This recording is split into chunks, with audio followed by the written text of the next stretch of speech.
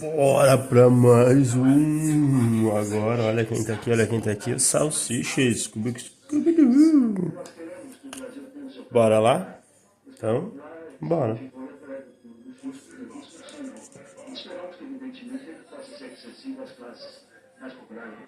Dá para dizer que o plano funcionou. O mercado estava patinando com 700 mil veículos vendidos em 92, saltou para 1.130.000 unidades já em 93. A preferência é pelo carro popular, mais barato e com mercado garantido. Ainda assim, o plano por si só não fez nenhuma live, né? Não fechou os carros sem preço de banana, até porque a moeda, o Cruzeiro Real era muito desvalorizada. Apesar da intenção de ter sido de lançar um carro popular, mas o preço não é popular. E não se esquece de deixar o like, se inscreve no canal. Mas o mais importante, deixa o like, deixa aí nos comentários o que você achou. E bora lá. Está custando R$1.200 hoje. Quanto ele vai custar em reais? Não tem como descobrir. Nem imagina. Nem imagina. E a moeda nasceu forte. Em 94, o real chegou a valer mais que o dólar. Nova queda na cotação do dólar. No comercial, a moeda foi negociada a 85 centavos. No paralelo, foi vendida a 89 centavos. Era o começo de uma nova era. E também o começo de um novo sonho, o carro popular. Aliás, vamos relembrar os preços dos carros mais vendidos da época. Lembrando que esses valores são oficiais, fornecidos pelas montadoras na época. Carros eram quilômetros. O preço, claro, podia variar de acordo com o ano, mas vamos nos basear nos preços principalmente em 94, pós-Plano Real, e também meados de 1995, sempre nos baseando em tabelas oficiais de jornais daquela época. E o carro zero mais barato de 1994 era o Fusquinha, o Fusca 1.6 0 km em 94, R$ 6.743. 94 também foi o ano de glória do Golzinho quadrado, o zero, que custava R$ 7.243.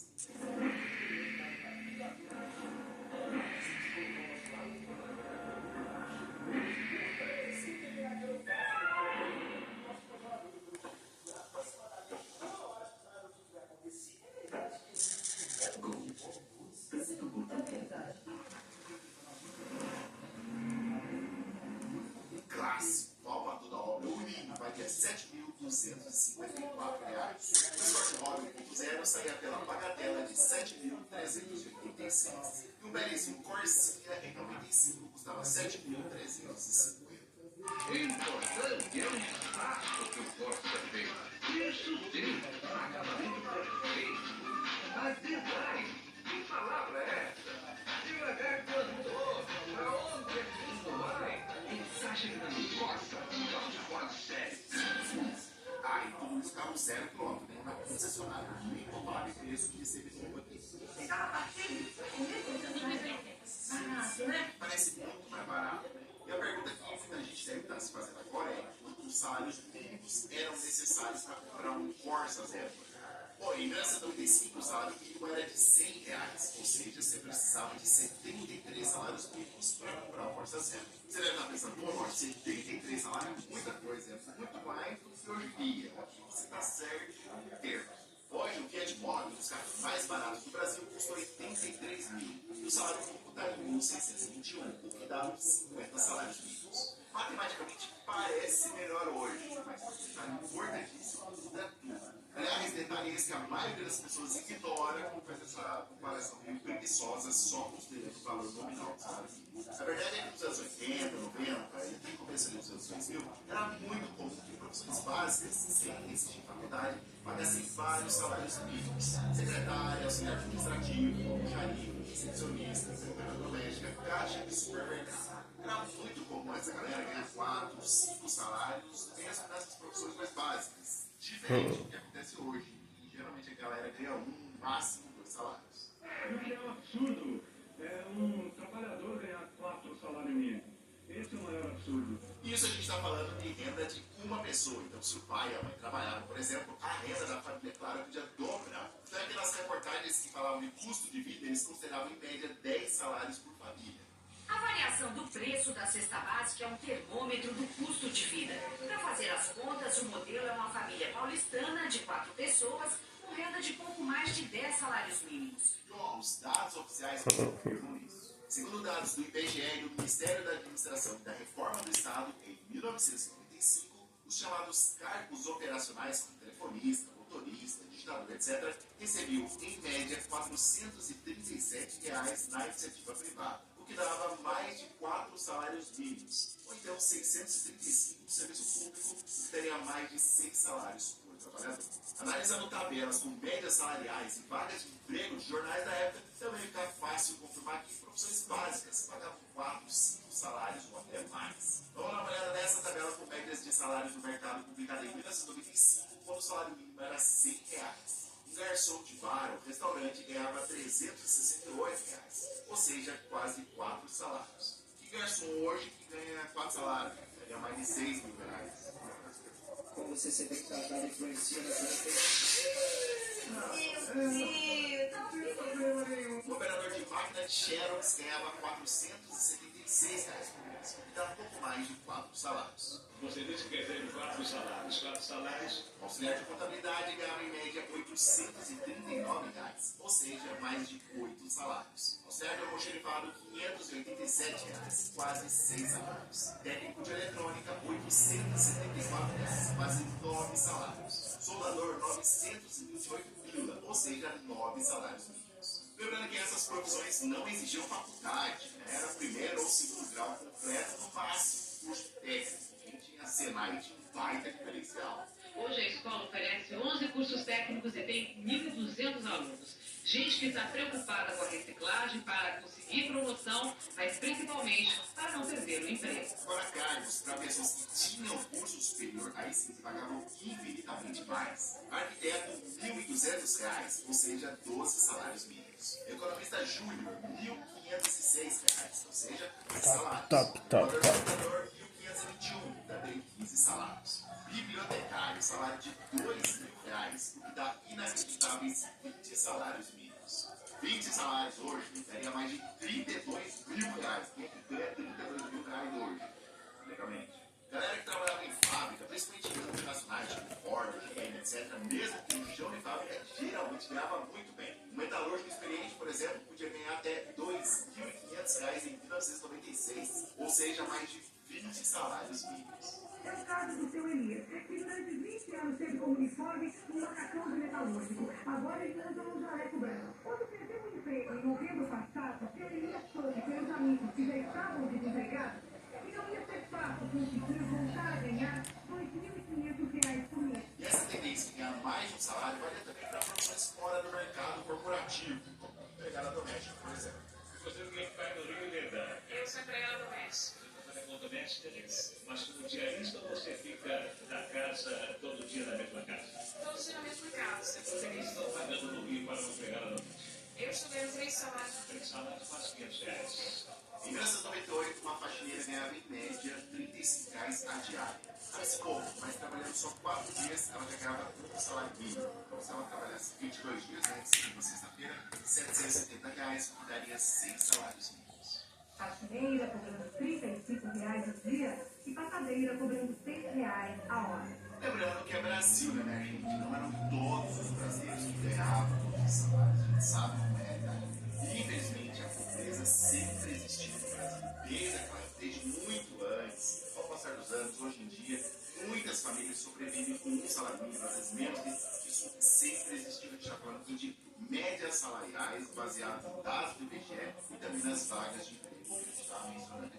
Bom, mas vamos agora comparar com a realidade de hoje. Se você pegar essas mesmas profissões básicas, segundo os dados recentes do novo CAGED, Sistema do Governo, que registra mensalmente dados dos trabalhadores CLT, a média salarial do brasileiro hoje é R$ 2.346,97. Ou seja, hoje o brasileiro ganha em média 1,5 salário mínimo, contra 4,3 salários de média em 1995. Uma enorme redução de 60% no poder de compra relativo do trabalhador brasileiro. Mas vamos colocar isso em perspectiva prática. Segundo dados do IBGE, um auxiliar administrativo ganhava em média R$ 437,95. Então, para ele comprar o carro mais barato da época, que era o Fusquinha, né, que custava R$ 6.743, ele teria que juntar 15 meses de salário. Hoje, um auxiliar administrativo ganha em média um salário e meio, ou seja, R$ 2.431,50. Então, para comprar o carro zero mais C3 Live, custa 77.290, ele precisa juntar 31 meses de salário. Ou seja, mais do que o dobro do nosso exemplo. E demais, a estrutura do mercado de trabalho mudou muito. Nos anos 90 era muito comum ter empregos formais, na carteira assinada, salários muito acima do mínimo e profissões simples. Hoje, com salário baixo, muita gente vai trabalhar por conta, fazer entregador, ou seja, muita gente se tenta em renda fixa. Isso gerou que, segundo o Banco Central, o endividamento das famílias brasileiras saltou de 15% em 2005 para quase 50% esse ano. O Banco Central informou que os núcleos familiares com alguma dívida representam quase 50%. É o maior valor da série histórica. A galera está mais endividada, ganhando menos em o carro está cada vez mais caro. Com isso, o que aumentou consideravelmente foi a venda de carros usados e seminovos com processo digital. Nada substitui uma mulher 2 vezes mais potente e a cor de comprimidos.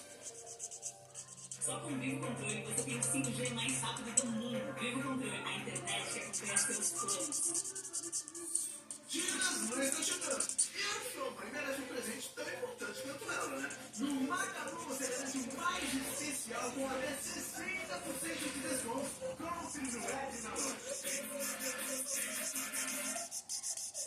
Você está no passo de contratar um consórcio do Civete. Aqui você tem uma das melhores taxas do mercado, planos flexíveis e sem taxa de adesão. Siga agora e alcance seus objetivos. Sicredi é ter em quem contar. O mercado de carros usados e seminovos vive um momento de aquecimento no país. Os carros 0 km estão mais caros e com mais crédito. E aumento na procura pelos usados, o número de financiamentos bateu recorde para o período desde 2008. Mas esse movimento já pesa no bolso do consumidor, com alta nos preços em São Paulo. Mas dá para citar aqui muitos outros motivos do fim do carro popular no Brasil. E aí a gente tem que falar de um negocinho chamado inflação. Mas não é possível. A inflação acumulada desde o lançamento do Plano Real, lá em 2004, já bateu a assustadora marca de 700%. O que acontece? Desde a criação da moeda do real de julho de 94 para agora, maio, mês passado, que é a última informação de inflação que a gente tem do mês, a gente tem inflação acumulada, nesse longo período, nesses 30 anos, de 708%. O que isso significa dizer? E hoje, se a gente for fazer alguma compra, por exemplo, de R$100, a gente pagaria essa compra de hoje de R$100, pagaria R$12 na época. Ou seja, o que você comprava com R$12 naquela época, hoje você precisa de R$100 para poder você conseguir pagar. Só para você ter ideia do tamanho do estrago, o nosso querido real perdeu nada menos que 83% do seu valor frente ao dólar em apenas 3 décadas. A moeda brasileira é a que mais perde valor frente ao dólar entre os países emergentes. Tá, Norte, mas o que o meu carro lá, fabricado em São Bernardo do Campo, tem a ver com o dólar? A indústria automotiva depende absurdamente de peças, chips, semicondutores, uma porrada de componentes eletrônicos importados. Módulo de injeção eletrônica, o sistema de freio ABS, airbag, aquela central, tudo isso vem de fora. Aí o dólar dispara o custo para produzir isso, dispara como a montadora, claro, faz o preço do carro disparar e essa nas nossas costas. Você está pensando em comprar um carro? Melhor se preparar, porque o preço pode subir. E o motivo? Dólar subindo e a produção de aço caindo. E os impostos? Ah, é Brasil, né, minha querida? É Brasil, a gente paga muitos impostos desde sempre. Não é hoje, não é no passado, desde os anos 70, 80, sempre pagamos muitos impostos. E aí, quando a gente está falando de carros, incentivos do governo tiveram em vários momentos, mas sempre duram pouco. Lembra do IPI praticamente zero lá do Itamar Franco? Foi o programa acabou rapidinho, logo em 95 no governo da FHC, e o IPI já pulou para 7%. Aliás, o IPI vira e mexe, cai, diminui, zero, e depois volta de novo. Em dezembro de 2008, durante a crise financeira global, lá que falou, o governo zerou o IPI para carros 1.0, o que foi responsável por até 20% da venda de carros entre janeiro e novembro de 2009. Já em 2012, o IPI zero rolou de novo, mas nunca de um jeito permanente. Recentemente, o governo anunciou o IPI zero, mas só para os carros chamados carros sustentáveis. Essas reduções temporárias funcionam às vendas do tempo, mas mudam a estrutura tributária do Brasil. Fim do IPI na compra do carro novo. Apesar dos pedidos da indústria, o governo não renovou o benefício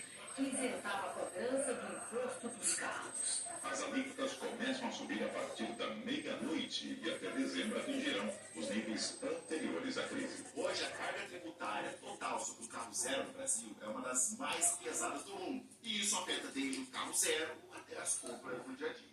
A carga tributária no Brasil atingiu ano passado o maior nível da série histórica. E o aumento de impostos federais pesou nesse resultado. Segundo estudos especializados, quase 50% do preço final de um carro 0 km é por imposto. Isso não é de hoje, não é passado, durante anos sempre foi assim. O pessoal diz, essas causas ganham rios de dinheiro, não ganham não.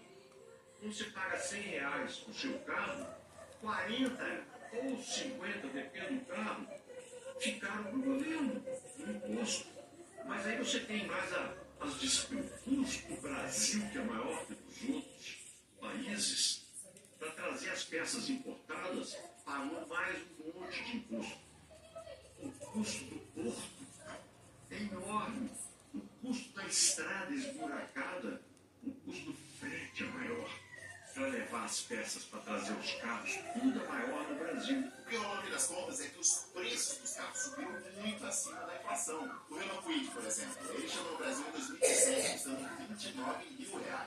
Hoje ele custa 80 mil, um aumento de 170%, sendo que a inflação nesse período foi bem menor, foi de 55%.